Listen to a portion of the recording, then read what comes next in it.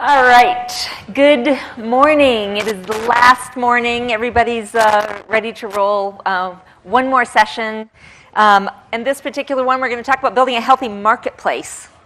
So I feel like it must be the GSV conference. We're talking about how to build a healthy marketplace.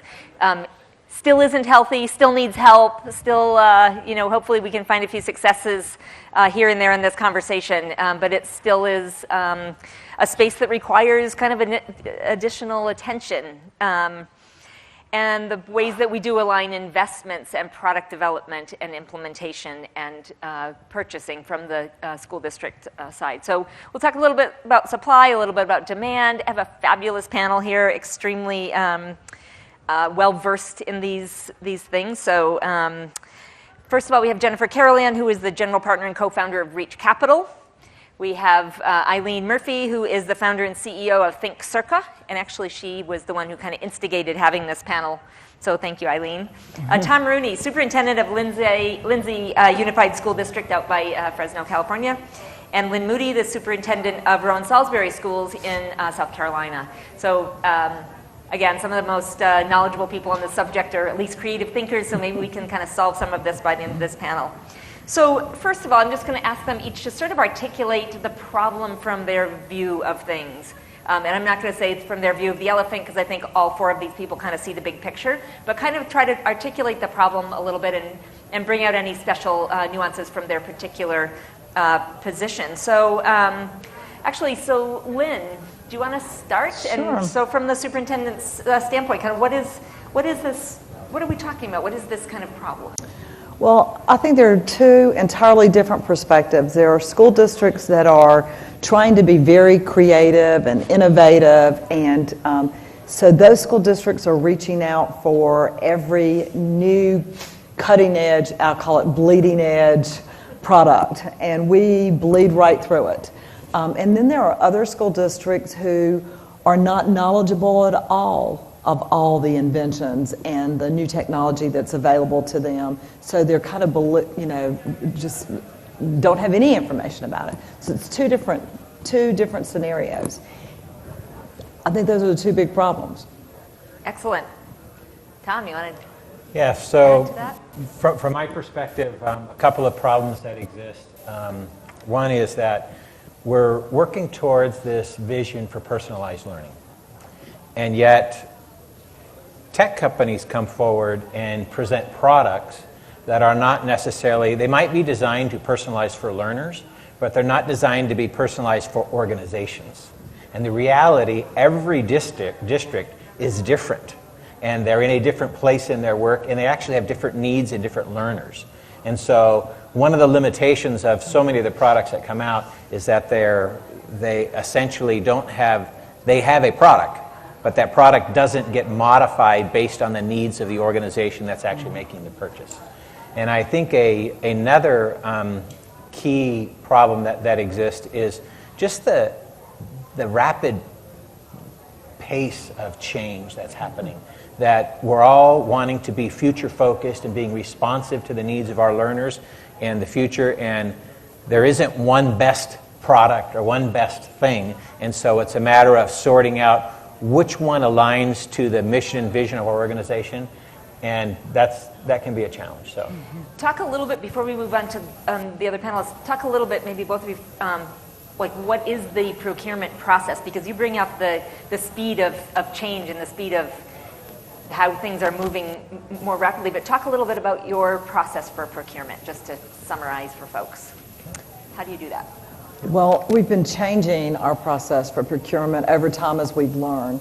So I think in the beginning, I will just say from a superintendent's perspective, when we moved to a one-to-one environment in our school district, I thought that the big goal would be what kind of hardware we were using. I had no idea that has almost nothing to do with what we do. And that there were a lot of other areas, like how strong our infrastructure was to support everything. So before we moved to the next thing, not an area of expertise that many superintendents have.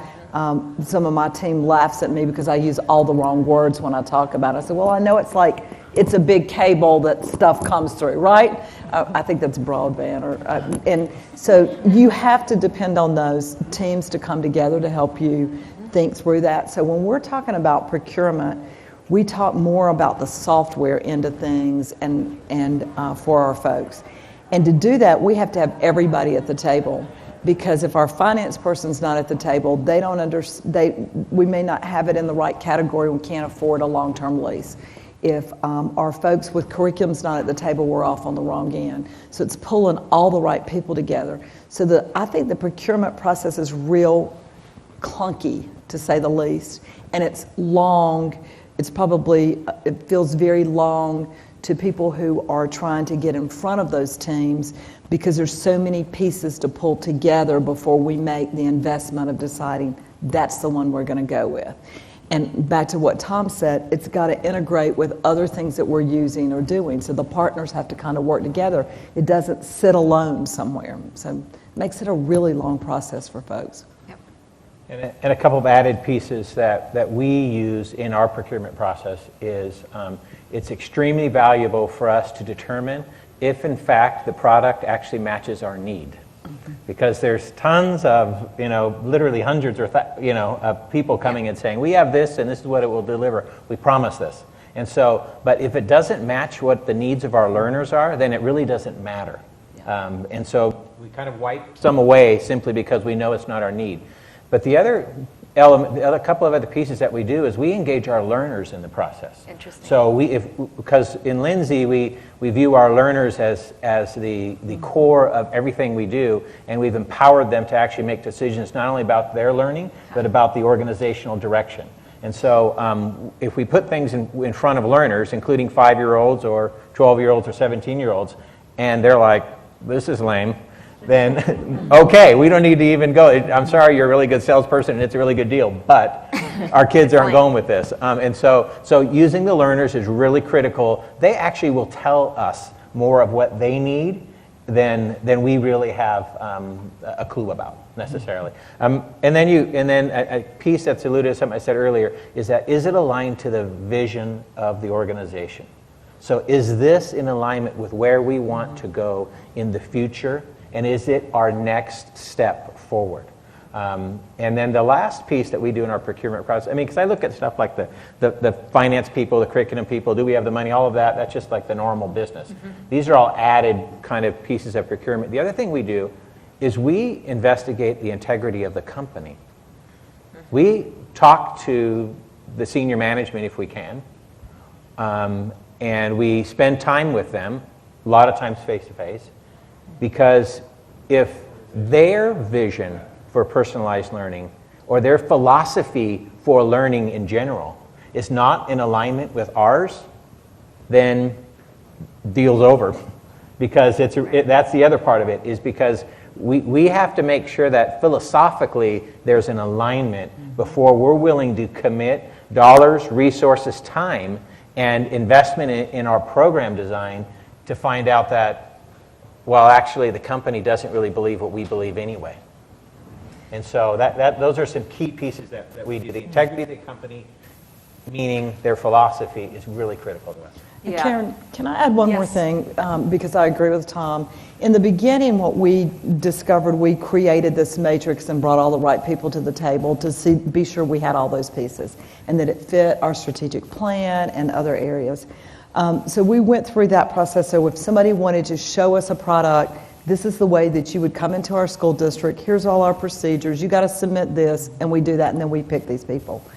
We've started talking in the reverse of that now. We've been thinking about, and as far as procurement, I would love to see this process happen. It's where we've finished our needs assessment, and we know right now there's 2 things we need in our district. One, early learning. We're looking at our early learning piece. So if that's our goal, our mission, our strategic plan, if we could, with our learners, our students, and our teachers, and say, these are the things that we want in this product, this is where we want to go, and we're going to advertise it and do some other different process that I have never been involved in a different way to say, can you invent something that looks like this? Because you know about these other pieces. Instead of you selling me what you just invented, how about take a look at what we're saying we really need? Yeah, fantastic. So for the purpose of this conversation, this is perfect. And for the purpose of this conversation, we won't be talking about procuring broadband or wireless or those kinds of things or devices. We'll really kind of stick to learning technologies because I think a lot of this is like the answer is it depends. So I kind of want to just frame it a little bit there. So thank you very much.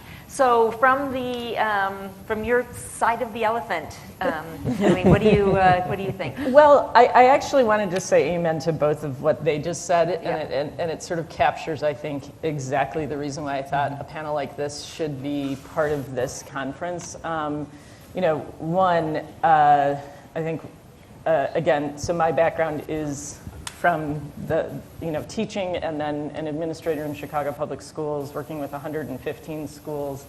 I left to start ThinkCERCA because I didn't have the product that I knew we needed. We had to focus on principal as instructional leader. We had to focus on increased rigor, not just reading comprehension, but being able to consume information, think about it critically, express your point of view effectively in writing. That was what our students were being assessed on, and there was no product that existed that solved that problem. What I found when I went into the startup world was that there were a lot of products that were being developed to solve, maybe to put it like in a crass way, for the purpose of emphasis only. People were inventing problems or products that solved their problem with education, but and so we very much had a lot of people who have for 24 years maybe sat in a classroom and know what they would prefer as a learner, or how they think they can help a teacher have a more, time savings or whatever it is, more convenience. But nobody was thinking about the systems level leader or the principal very often. And so one of the things that you said was the organization's problem. And you just talked about what I think is actually the dream world for the consumer and the product developer, which is, can all of the districts just get together and tell us what you want? Because the product developers actually right now today, more than any other time ever in the history of humanity, can actually do that. We can create the thing that you want and help you solve that problem on a scale. And you as the decision makers, who are not only the people who purchase, but you are also the people who do things like aligning the broadband, the device access, the professional development schedule, the district who has 500 apps in play right now is saying, well, actually, we should focus on these and connect them and see what they are telling us about our learners. That's the key role that a systems level leader can play. And I think that right now we have a marketplace that is connected at a student level, teacher level. We need one that connects at a superintendent and school leader level for it to really be healthy and work. Excellent. And interestingly, we all want increasingly powerful and sort of amazing products. We have this dream that technology really can ratchet up the opportunity to learn for everyone. And so I think part of that is a healthy marketplace so that the people in this world can continue developing products. They can make a go of it. They can have a company that's healthy and successful and making money so they can keep on innovating and iterating. And we have investors. So Jennifer, from your side of this, what do you see as kind of the problem statement there? Sure. So I agree with all that's been said. And just to reinforce Tom's point about alignment, I think this is an area where EdTech developers, entrepreneurs can, there's a lot of room for growth, is making transparent the research and the pedagogical principles behind their products.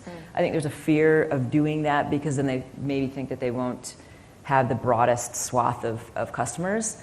But if they would kind of bring that to the surface and make transparent what is behind their thinking, their products, it would help the superintendents and the districts be able to match more effectively. And then the other point would be just there needs to be more tools for impact measurement for the developers, for the EdTech entrepreneurs themselves.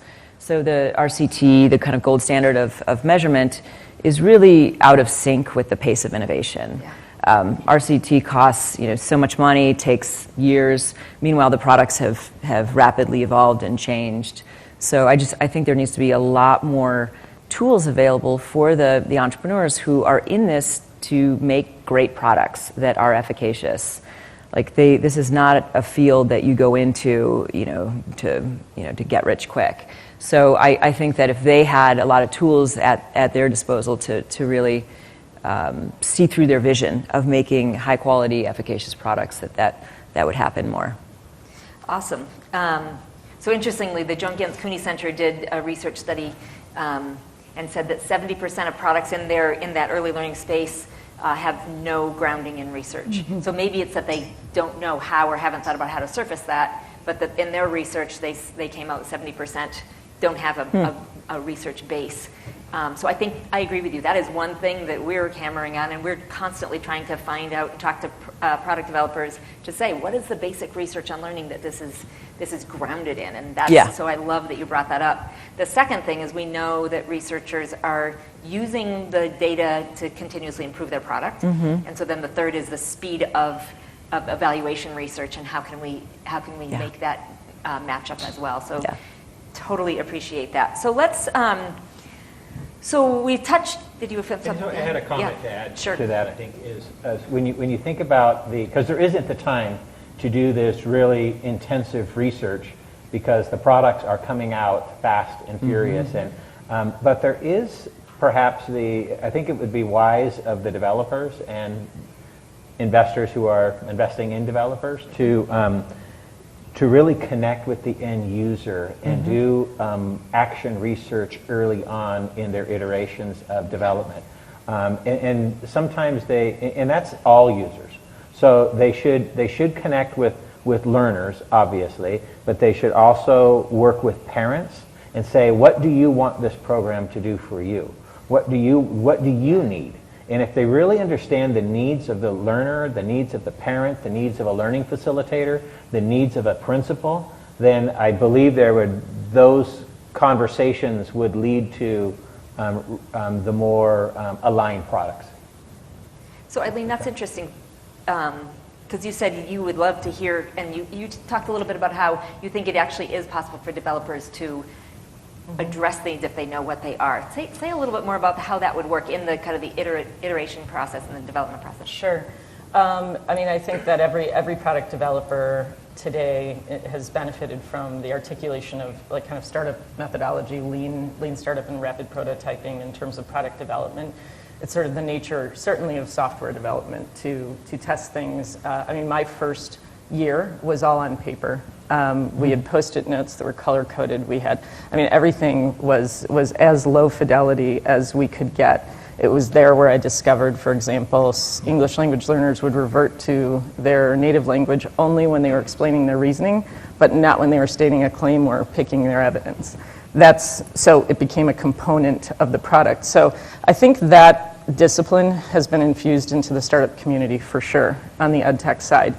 I think one of the challenges in research and development for product developers is that, and where philanthropy has stepped in to fill a gap is that unlike many consumer-based apps where a consumer can freely purchase, and therefore once you hit upon something that is effective in solving the problem, whether it be find the best donut near me or something like Uber, that there is capital available because there isn't the barrier of the long buying cycle, et cetera, which is a deterrent for some investors in the K-12 space, which is to say that people think it's a long process, it's bureaucratic, and even if you have a great product, you may not be able to build the company quickly enough for venture capitalists to be interested in investing. And so what happened, which I think, again, coming from my 5 years ago perspective is sad that I now know, is that billions of dollars of capital are being steered away specifically from K-12, not from early childhood and not from potentially higher ed and consumer-based professional learning, but really explicitly and intentionally steered away from K-12 because they don't find the procurement process to be friendly for building companies. And so I think one of the reasons why I thought this would be a good panel is that, really like innovative leaders like you are suggesting that there are innovations you're making in your procurement process to improve product development and to truly partner with people, which is how you described your relationship with companies. And I think that the more we can have those dialogues happening, the more we can create better investment in research and development for efficacy and better kind of visibility into a product marketplace that would make it competitive enough to where we're going to hold ourselves accountable to the best student outcomes and the best user experience for all levels. But that's a challenge just in really just getting people in the same room to have conversations like these. Can I just How add, powerful it would be to have the users and the districts or all of the right people in the room working together with it, and together, in a sense, building what the product needs to be. Correct. And we have experienced that in a couple of settings. Let's Yeah. hold that thought, because I definitely want to listen. I want to hear. We all want to probably hear about that. I want to just ask you about what she said about billions of dollars being steered away from K-12. Yeah. What's your take on that? well, we're doubling down on K-12. I love this space, and I'm You still, and a few others. yeah, And I'm about still five like more. super bullish on our companies Yeah. are growing like crazy. So, and I think it's a little bit overblown that people are running from K-12. Investors are like the decline in investment activity from 2016 mirrored the overall decline in investment overall in the venture industry. Maybe a little bit more, but there's, and yes, there are these challenges, but we have incredible proof points now and examples of companies that very much grow and look like SaaS tech, and the venture industry is responding and investing in those companies in their Series A and Series B. So I think this will be a really important year to see what happens in 2017 and how that all plays out, but. I don't see it as that this is a space that's not ripe for investment. I also think that a lot of these venture funds diversify their portfolios, and they have a couple of bets already in K-12, and they're waiting and seeing what happens with these. But they're not going to fill their portfolio with K-12 ed tech companies either. It's just the same way they wouldn't fill it with a health tech or something. One thing. Yeah. But just to kind of put that into the context, and I think we've heard Michael Moe, talk about this, that while there has been more investment in K-12 or in ed tech in general over the past several years than perhaps for decades before, in comparison to other industries, it's still very tiny. Yeah, it's about 1.5, 1.5% overall VC. So it is small. Yeah.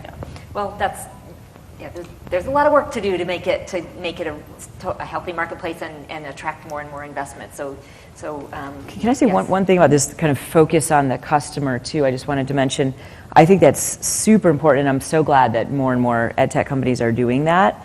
I also think, though, I was reading Jeff Bezos' letter to shareholders published last month, and he talks about the customers as being wonderfully dissatisfied all the time, and even when they seem happy and they're paying. And I think that there's a parallel here in education. Customers don't always know exactly what they want. And he used the example of Amazon Prime. Like, nobody ever described Amazon. Customers did not describe Amazon Prime to him. Turns out that they wanted it very bad. So I think the same is true in K-12 education, is you can maniacally focus on the customer and be really close, but we also look for kind of breakthrough innovations that nobody ever could have dreamed up, that these things kind of come through, and that's very exciting because they progress innovation rapidly. I will say that I just want to add something on this, because Steve Jobs also was famous for saying we're not going to ask customers what they want because they don't know, because we're going to build something that they didn't even know they wanted. Yeah. So interesting. But I think that part of it is in education, even the most innovative people seem to sort of spring back to their muscle memory of sitting in classrooms for 12 years.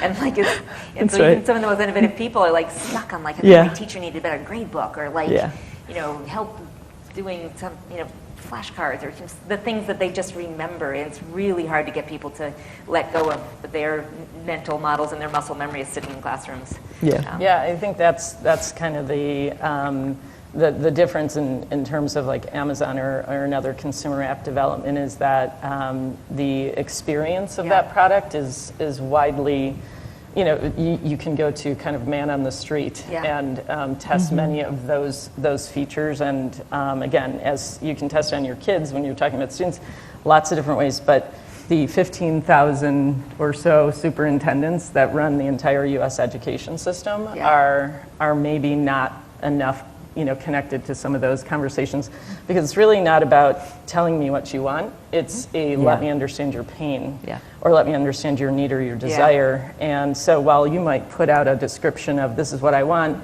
you would be like our CTO who would say to me, don't tell me what you want, tell me what your problem is. Because, that's where the philosophical alignment really matters, because then you're entering into a conversation that is a back and forth, where the tech is going, well, what about this? And what if we tried this? And you're going, oh yeah, I didn't even think about that. So let's go there, as long as it's in alignment with the broader vision of what we need for our learners, or what we need for our parents, or what we need for our adults, our adult learners. And so I think that conversation, you can't have that conversation unless there's a relationship, a trusting relationship where you're to a certain extent informal partners in the development of this product. And we've gotten a little push here and there and stuff where people say, well, it sounds like you're building their company. And we're like, well, maybe we are, but our kids are winning in the end, and we go back and forth to design a product that's going to meet the needs of our kids, which nobody else will do, because everybody else says, this is what we have. What's your example? What's your example of the, you said you had an example? So the example of, the deepest example that we have in Lindsay has just been the development of our Empower platform, which is our learner management system. And we've worked with an organization, they used to be called 3shapes.com, now they're Empower LLC. But we've literally had this very tight relationship back and forth where they have engaged our parent community and then made design changes. They've engaged our learner community. There was times when we were saying, we want can we get the program to do this? And they said, well, why would you want it to do that? That's reinforcing the old traditional model. And we went, oh, okay. So they actually called us on the slip back. You talked about the people slipping back, and every once in a while there's this pullback, and they actually called us and said, no, we're not going to develop that piece because actually, Tom, it is not in alignment with your vision. And I go, oh, okay. And so that's an example. And as a matter of fact, what happened within that particular organization is Lindsay, our director of personalized learning, actually went to work for Empower LLC. That's just how there was that close of alignment. And so, anyway, and the product continues to be developed. We're like in phase 5 of an endless number of phases. And have other districts picked that up? Like, has your development with that partner helped the company also bring that to other places that may not have the same time or... Yeah, and we didn't realize that in our work with them, but they actually, that's part of the philosophy is their system actually does not look or operate exactly the same in other districts. They're using other districts' language, they're using a different district scoring model, they're using a different district's content, so they've modified it, because I always thought, oh wow, what we have in Lindsay is really powerful for our learners, and then I realized, well, how it looks in Maine, or how it looks in Pennsylvania, or how it looks is not exactly the same. So. And I guess a more, on the flip side, another example is our great fear for many school districts is we have such limited resources. And if we get it wrong and we get in bed with the wrong partner, it's a nightmare. So we look at how we were going to transition finances and go paperless. And if that partner is not at the table every time you have a glitch, you've got a 4-year contract and you can't back up. And that's a problem. So when we got our LMS, we're in it for 4 years. It's not a 1 year, it's just different for us. Right. So when it has to be, that's why I think the process is so long and difficult. So I always think of this 2x2, matrix first for picking products, and if there is a lot of risk, meaning it's something that's about, if there's a lot of risk because it costs a lot of money, it will take a lot of time, it's something like core to the operations of the school district. There's a lot of risk. You need to have much more evidence and a longer timeline and put much more into the process of procurement. What about things that your teachers are needing, maybe in a particular classroom? Do you allow people to sort of download apps and use them on the fly, or is there also a procurement process? And the part 2 to that question then, is there a way for them to have money in their pocket to purchase things that they need for their own kids. I do think it's an important part of empowering teachers to make a lot of those decisions. One of our stories is, and it really made a huge difference in our school district, is teachers aren't exposed to product developers very often. Superintendents sometimes get opportunity like this, but teachers rarely get to interact with that. We put over 200 teachers, it's probably about 250 teachers, on buses and sent them to the ISTE conference. Go to the vendor floor, see what's out. I mean, you know, they were so excited. They were working all night and all day. It was like, can you believe that people are doing this kind of work? Yeah. Well, yes, we can believe that, but it's glad, you know, we're glad to see that you can believe that too. And so the conversation started to come around of what could actually happen. It may go back to what you were saying, Karen, about Steve Jobs says they don't even know what to wish for or think about. So having exposure in those areas, I think, is critical. So we try to, this conference, we have 7 key staff members at this conference because it's that collaboration of how we talk with each other. So building the capacity through your whole organization to have this. So we have a software product in literacy that we're having a lot of success with. And we have students now that are coming to us to say, could you tell them to put more superheroes out there? I mean, we really learning. I didn't think middle grade students wanted superheroes. I thought that was an element. No, it's a huge middle grade piece. So it is that partnership and the communication, but we've been afraid of the people who walk away from the table after you sign the contract. Yeah. And so it sounds like continuous feedback loops, both on the like, hey, you know. We don't buy anything without our teacher input now. We develop matrix about the need, and then we have a process that our teachers, like we just had a vendor fair, we're looking for an assessment tool. We brought in teachers, we brought in, we narrowed it down from like 20 to 4 that we thought would be good partners that we had done all our research with, and then we let our teachers fill out the matrix. Wow. Will it do this, will it do this, and what else did you want? And then we took all of that information to try to decide. Now we're trying to negotiate that contract, and if we don't get the price point that we wanted, we have to go back to the table and do it all over again. So Jennifer, this is interesting, right? And so I'm curious from your perspective, like, how do you decide what companies to invest in, right? Because there's a lot of relationship work in K-12 education and other kinds of things, but I'm not asking you to give away your secret sauce or IP, but it's not a secret. All right, what do you look at? So we start with, because we're an impact-focused fund, we start with the problems in K-12 education. So our team is educators and ed tech entrepreneurs and business people, and we start with what are the key challenges, and we have a network of advisors, and we stay very close to superintendents and teachers.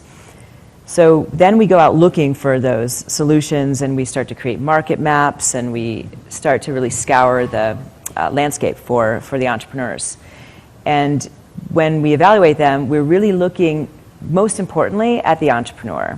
So we're looking, is this a mission-focused ed tech entrepreneur versus like we always say mission versus mercenary. So are they in this for the right reasons? Does their story make sense? Is there something in their past that kind of leads them to start this company, like Eileen, perfect example of one. Yeah. And then we are usually able to look at some traction because of the freemium models that we're huge fans of. Freemium, because just for these reasons that were described, is that they have been used, and so we can start to look at the usage data and understand what is the frequency that they're being used at, how are students and teachers engaging with these products, and that's one of the most important part of our evaluation process is really getting underneath the hood and trying to understand usage.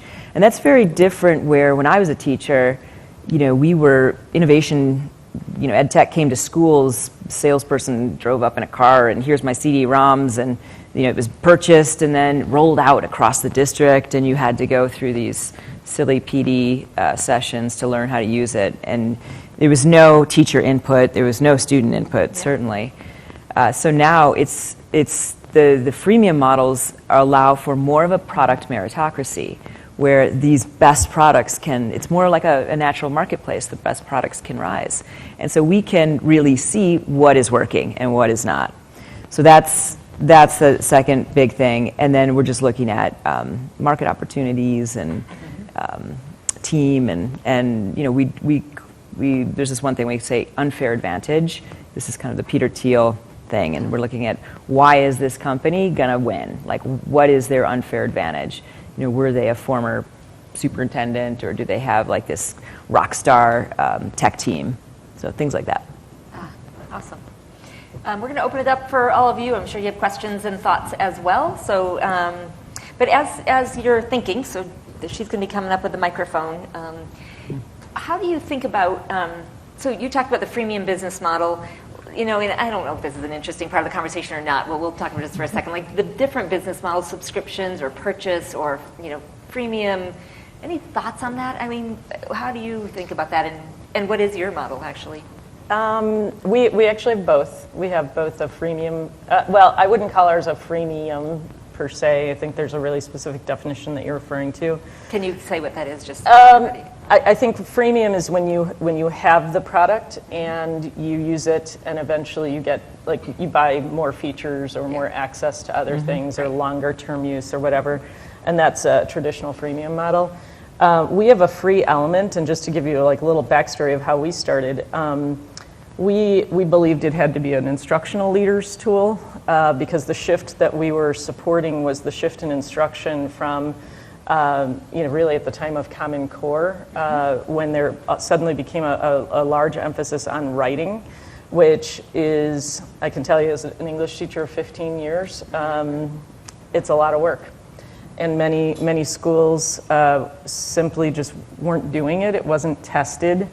And so principals who really needed their teams to begin doing work that was hard and time consuming, and they needed to make it easier for those teachers to do it. It was sort of like the principal had the problem of telling everyone that they had to eat right and work out. It's not the same as take this great tasting shake and you'll get all your vitamins or whatever. It was a little bit of a different shift because it was the instructional shift toward far more rigorous instruction that could not be rote. It could not take place in a cubicle with multiple choice questions, essentially. So for us, we needed to do a different kind of model that would support the instructional leader in helping a whole organization make a shift and making one that shifted the practice of teachers and not just students themselves. However, in order for us to be successful in the sale, because teachers or principals and superintendents wanted to engage teachers, they needed to be able to put their hands on the product and see it. And so there is that element as well. So I think there is, for where we're taking something people have done before and replacing it with a better, easier way to do it. Freemium works beautifully. Like Uber, we get into cars with strangers now, and it's okay. Whereas if somebody told you to do that 10 years ago, no way, crazy.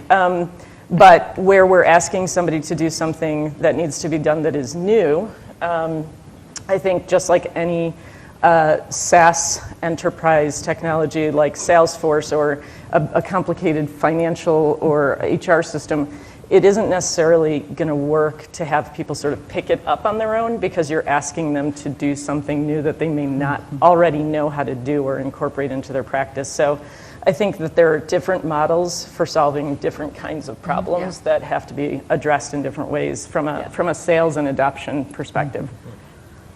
I don't know how you guys feel about that, but yeah. Do you have, just as the microphone's coming down, Tom or Lynn? Do all these different purchasing models work? Do they all sort of? I think everything you said just depends. Yeah. On so many factors. All right. There is not one way.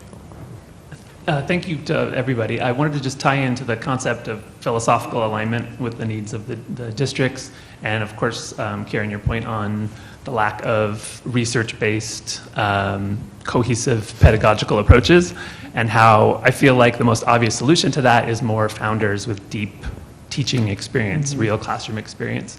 And in terms of building a healthy marketplace, I was curious about thoughts on how some investment firms are maybe signaling the wrong priorities and reach, I'm not talking about reach, but less enlightened firms that require, for example, a technical co-founder but have no expectation for an educational co-founder, and how the whole ed tech industry would be different if we had been saying, okay, where's your team member that has deep classroom experience? Yeah, I could not agree more. That's one of the most important functions of our firm, I believe, is trying to advocate for educators with deep experience to be on these founding teams. It's absolutely critical. And the ones that do not may find a spike of growth early on because they've hit upon a need, but long term they do not do as well. So I think it's so important, and we need to. You and Alan Louie need to get out there. Yeah. Keep saying that. I think there was a statement that you had made earlier as well about you look closely at the mission, and that they have to be mission driven, and I think that is essential, because otherwise you're just going to get a chasing after whatever the next need is, as opposed to being a steward of service to a greater mission that they espouse.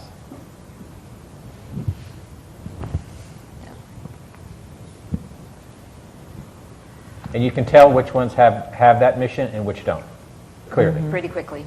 Yeah. Good morning. My name's Justin. As you can tell, I'm over from Britain. I can't talk to you about the Brexit, but just like to talk to you a little bit about educational apps.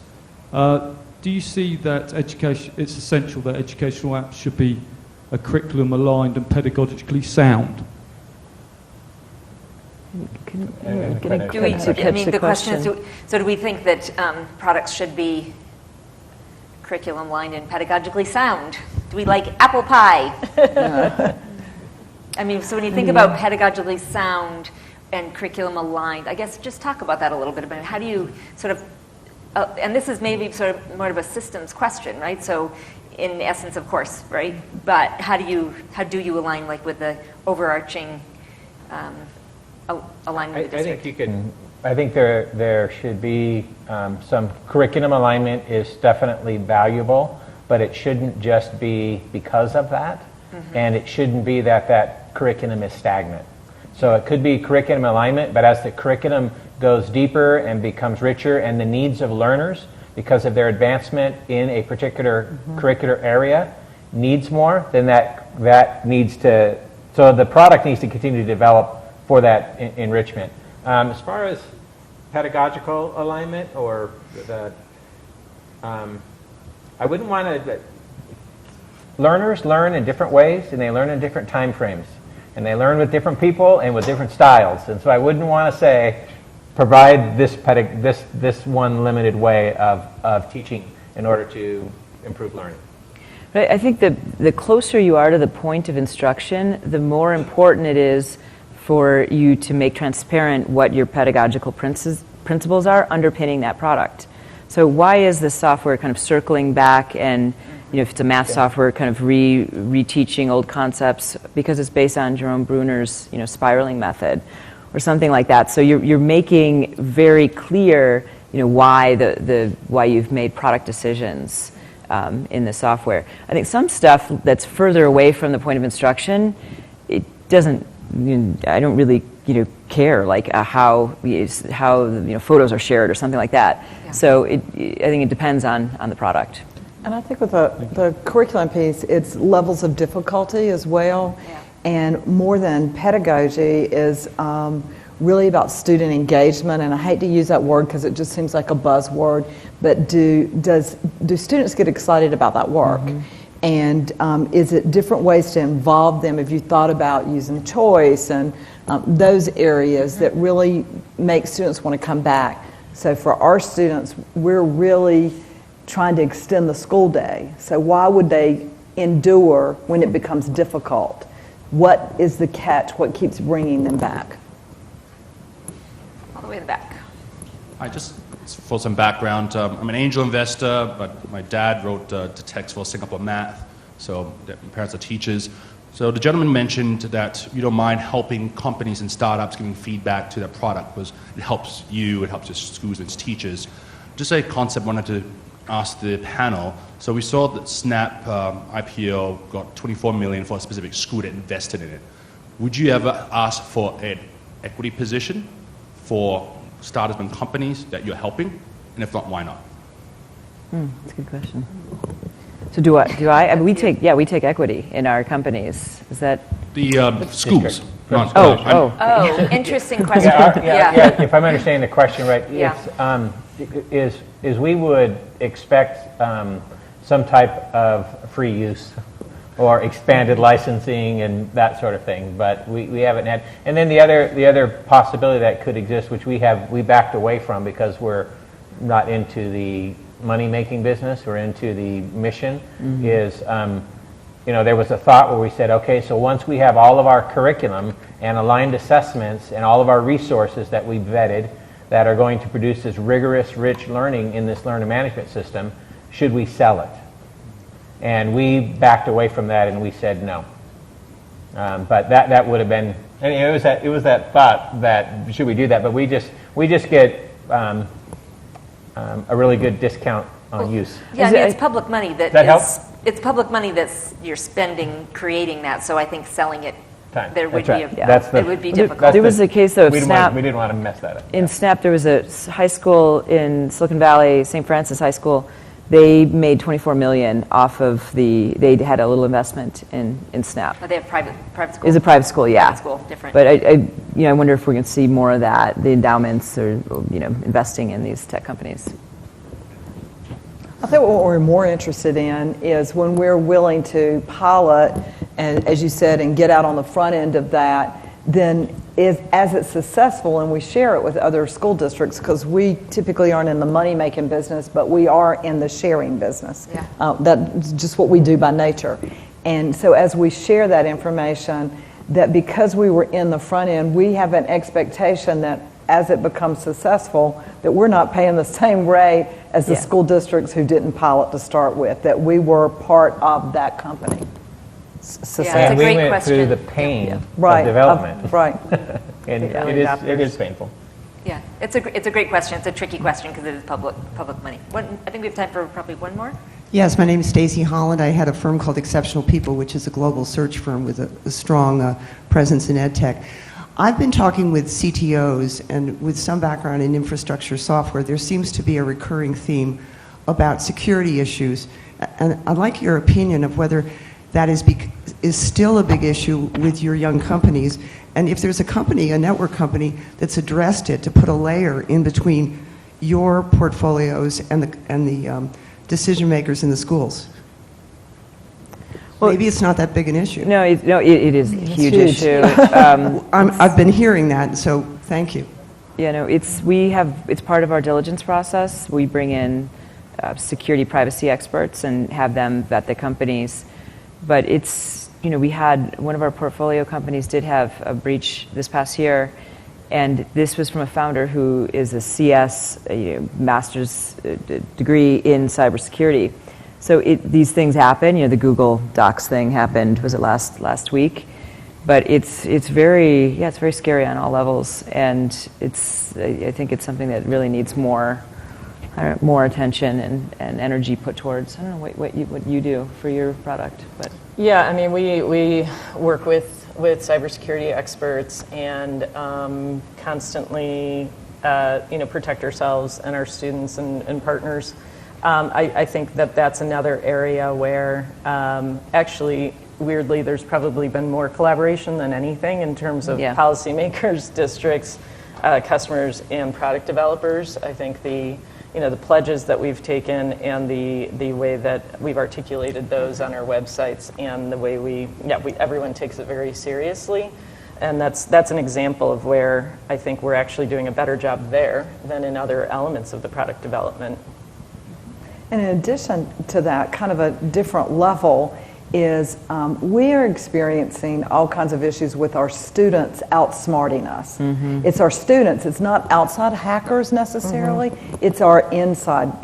And you take a really gifted student who has just shut you down for 5 days, and you don't want to suspend that kid and throw them out of school for the rest of the year because you want them working for Homeland Security, right? I mean, so you don't want them at home hacking your system from home because they have nothing else to do because they're not at school. That's a real issue for us. So we're trying to figure out, what do we do with students who violate those areas and help them become better digital citizens in the long run? But they're just having fun. They don't mean ill intent. They're just trying to see if it'll work, if they can actually do it. Yeah, absolutely. And Tom, it sounds like your culture is having students in the middle, in the beginning. So this is partly cultural, partly digital literacy and responsibility, and a lot of good things. This was a fantastic panel, thinking about all of these things, from a research basis to needs assessments to understanding the vision and where a district is trying to go, to creating interoperability between products and ensuring security and privacy. Like, there are so many pieces to this whole puzzle, and I think my takeaway from this is strong communication between districts and district leaders, and including students and teachers in the process, with companies, and grateful that our investors are doing a lot of this diligence on all of our behalf. So please join me in thanking the panel, and have a great day.